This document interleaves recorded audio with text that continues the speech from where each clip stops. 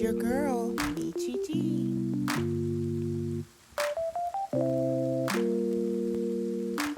It's your girl, Michi G. What's up, everybody? It's your girl, Michi G, and I'm back with another video.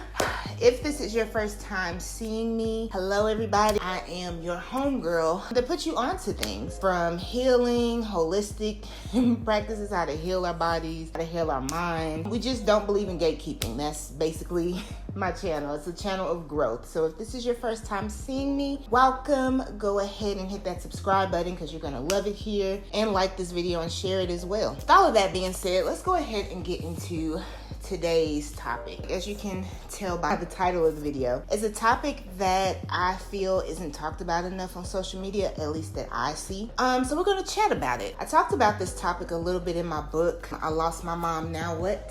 Which I'll link below this video just in case you're unfamiliar and want to check that out. We're gonna talk today about becoming a mother or wanting to become a mother without your mother. So for those that don't know me, I am married. I don't have my ring on because I recently lost a lot of weight and it will not stay on my finger, for those always wondering. I think this year, if I'm not mistaken, it'll be 8 years married and 13 years altogether, if I'm not mistaken. And as a lot of you may know, like, as soon as you get married, like, people put the intense pressure on you to like have kids. Like, as soon as we got married, it was, when you gonna pop out kids? Are you pregnant? Every time I'll be like, guess what, y'all? I had some news. It was always, are you pregnant? Are you pregnant? Okay, if you're not pregnant, when you gonna get pregnant? Like, what's the hold up? Like, other people like put a clock on you, and it's crazy. Like, I remember one of my friends from high school, when she got married, I remember talking to her once they got married. This was long before I got married, but she was like, her and her husband were gonna wait 6 years before they had their first child. And I was, at the moment, I never really judged why other people do whatever they do, but in my mind I was like, that's interesting, until I got in this position and got married. And for me, let me just tell you, nobody can pressure me or my husband to do anything we don't want to do. I am an advocate for building a foundation of a healthy household on love and not rushing. So for me, it was more important for me and my husband to get married, enjoy each other's time, travel, do what we want to do, and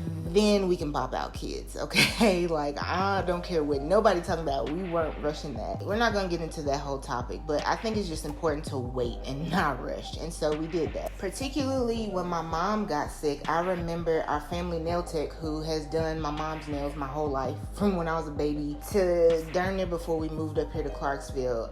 When my mom was sick, he was just like, you need to hurry up and have a kid. You need to hurry up and have a kid so it can be here for, mom while she's here. And that kind of grew a resentment in me, if I'm being honest, because it's like, I hate that people will say stuff like that, like, hurry up and have a kid, at the same time you're dealing with the health of your mother. It just turned me off, if I'm being honest. Anyway, moving along. I know quite a few people have always wondered why we haven't had kids thus far. Let me actually answer that, because that's a very complex question. Why haven't me and my husband had kids yet? One, I feel like I wasn't mentally in the right place. Like I said, I lost my mother, and going through that whole battle of trying to heal her and focus on her health and give her what she needs, it just, like, I didn't have room to think about the potential of trying to conceive, or, as a matter of fact, and I talked about it in this book. One of the last conversations me and my mother had when I was trying to get her to take the pills, because she was so tired and like, I can't do this. And I would pep talk her, and one of her pep talks she would say is like, I just want to be here to be able to see you have kids. Like, her bucket list was 3 things. She wanted to see me get married,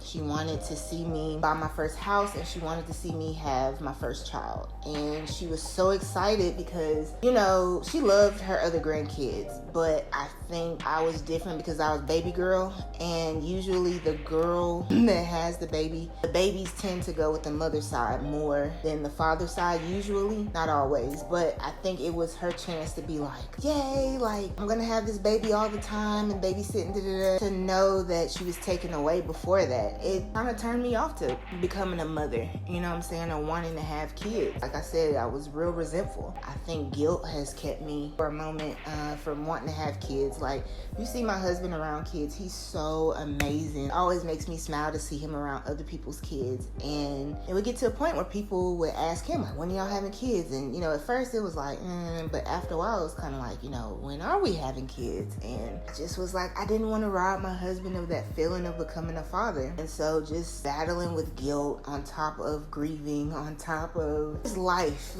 life as it comes. Also trying to heal through different things outside of my mom. Like, I think we all, including you watching this video, have been through traumatic things just in the world, in our families, just life. And sometimes those things keep us from doing things we want to do. And so for me, it was important to clear my mind, to heal from those things so that I could get to a better place mentally. Also, I was diagnosed with PCOS, which that is polycystic ovarian syndrome, i.e. it's harder to conceive or to be fertile. So there's that. So yeah, pretty much all of those things, a combination of those things basically. This year will make 5 years that my mom has passed in October. And since losing my mother, honestly, becoming a mother was like a thought in the back of my mind. It's really a thought that I tried to stay away from, if I'm being honest, until somebody would bring it up, or like Mother's Day would come around or something like that. And so it never really came up, or like when I missed her, or when people would ask us, when are you having kids?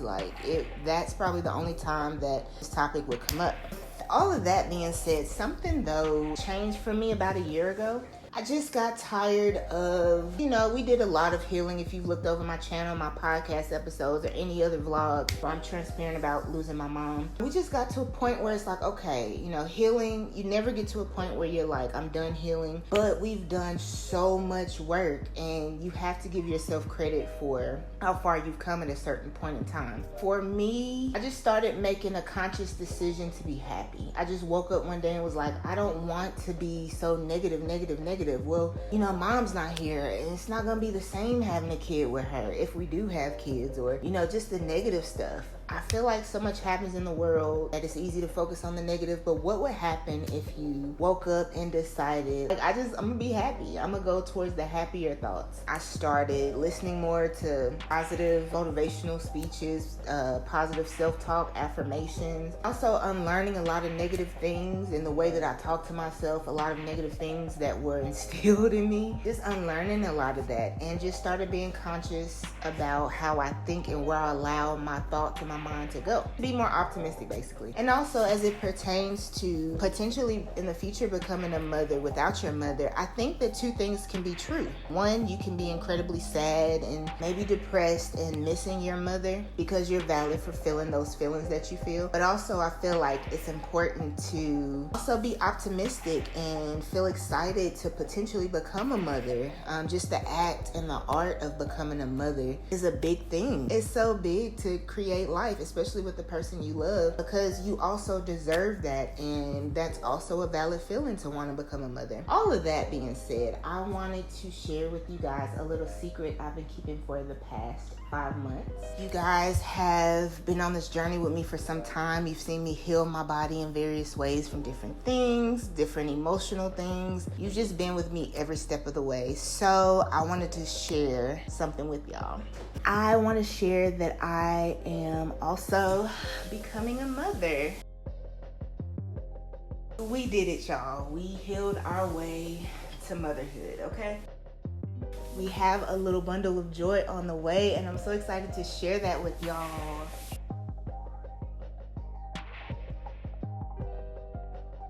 I can't wait to also take you guys on this journey to motherhood. Is it gonna be easy? Probably not, but that is why my channel exists, to go through the ups and downs. Even we're doing this video talking about how hard it was to even think about becoming a mother without my mother. Yes, it is hard. Yes, I do try to still not think about it, but also I know for a fact that I will make a darn good mother. I know that the love me and my husband have, I'm just so excited. I'm in such a place of happiness, and I just want to end out this video by saying, if you are a woman that is feeling the same way, way. Like, people pressure you without considering what you may be going through to become a mother. Like, take that time.